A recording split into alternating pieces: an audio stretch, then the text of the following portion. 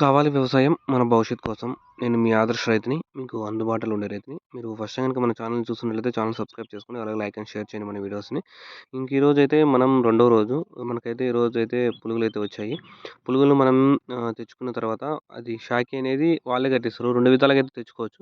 ఒకటి మనం మట్టి తెచ్చుకుంటాం. మా సైడ్ మట్టి అంటారు. 100 మట్టి, 150, 200 మట్టి తెచ్చుకొని మనమే అయితే దానికి ఇడిగించుకొని తర్వాతైతే చేసుకోవచ్చు. ఫస్ట్‌లో చూసారు చూడు అలా పురుగులొస్తాయి. ఇప్పుడైతే మనం తెచ్చుకునేది రెండో జరం పులుగులు.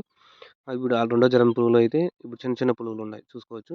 ఇక్కడ 4 స్టేజెస్ ఉంటాయి. ఒకటో జరం, రెండో జరం, మూడో జరం, నాలుగో జరం ఎందుకంటారంటే ఒకటో జరం ఒక రోజుకి, రెండో జరం 2 రోజులకి పనుకుంటే, మూడో జరం 3 రోజులు, నాలుగో జరం 4 రోజులు ఇలా అయితే పనుకుంటే నాలుగో జరం తర్వాత మనం 7 రోజులైతే మేపాల్సొస్తుంది. 7 రోజులు మేపిన తర్వాత అయితే మనం చంద్రగింకులకేసుకొని గూళ్ళో తెచ్చుకోవాల్సొస్తుంది. ఇప్పుడు మనం తెచ్చుకునేది రెండో జరం పురుగులే కాబట్టి ఇప్పుడు ఆకు కూడా తింటున్నాయి చూడండి. ఆకు కూడా అయితే ఏసాము.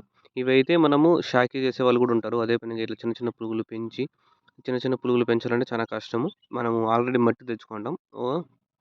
మట్టిని బట్టి అయితే మట్టి గుడ్లొస్తాయి. అవన్నీ షీట్‌లో ఉంటాయి. మనం ఎంత మట్టి అయితే చెప్పినామంటే వాళ్ళు అంత మట్టి తెచ్చిస్తారు. 100 గాని, 150 గాని, 200 మట్టి అట్లనే అంటారు. మీ సైడ్ ఏమంటారో కామెంట్ రూపంలో తెలియజేయండి. మనమైతే ఇప్పుడైతే పర్ఫెక్ట్‌గా నేనైతే వీడియో కూడా పెట్టాను. షెడ్ కడిగేది. షెడ్ కడిగిన తర్వాత ఇదైతే సాయంత్రం నేను మార్నింగ్ కడిగేసాము. మొన్న మార్నింగ్ కడిగేసాము. నిన్నైతే పురుగులొచ్చాయి. నిన్నైతే మనము దీంట్లో కూడా ఏసాము. చూసుకోవచ్చు.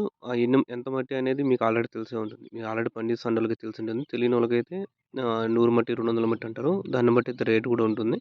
ఈ పులుగులు చిన్న చిన్నవే. ఈ 20 రోజుల్లో ఈ పంట అనేది అయిపోతుంది మనకి. ఇప్పుడు చూడు ఇంత పురుగులున్నాయి కాబట్టి ఇంక డైలీ వీడియో అనేది అప్‌లోడ్ చేస్తాను. 20 రోజుల్లో పంట అయిపోతుంది. ఓ సాఫ్ట్‌వేర్ ఇంజినీర్ ఎంత డబ్బు సంపాదిస్తాడో రేషన్‌లో అంతకంటే ఎక్కువ సంపాదించొచ్చు.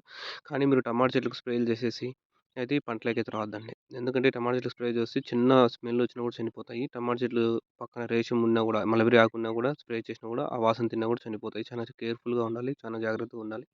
ఇది ఈ రోజుటికి సమాచారం.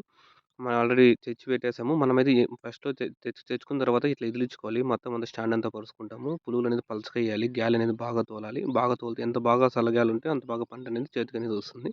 ఎండాకాలం అయితే చుట్టూ షెడ్‌లు అవి పందిర్లు కూడా పెట్టుకోవాల్సొస్తుంది. ఎందుకంటే ఇవి ఎక్కువ పులుగులు హీటు మన లావు కూడా తగ్గిపోతాం. ఈ రేషం వల్ల అయితే మోకాలు నొప్పులు కూడా అయితే 100% వస్తాయి. ఎక్కి దిగలేక స్టాండ్స్. ఇది ఈరోజు సమాచారం. రేపు మరింత వీడియోతో మీ ముందుకొస్తాను. Thank you all for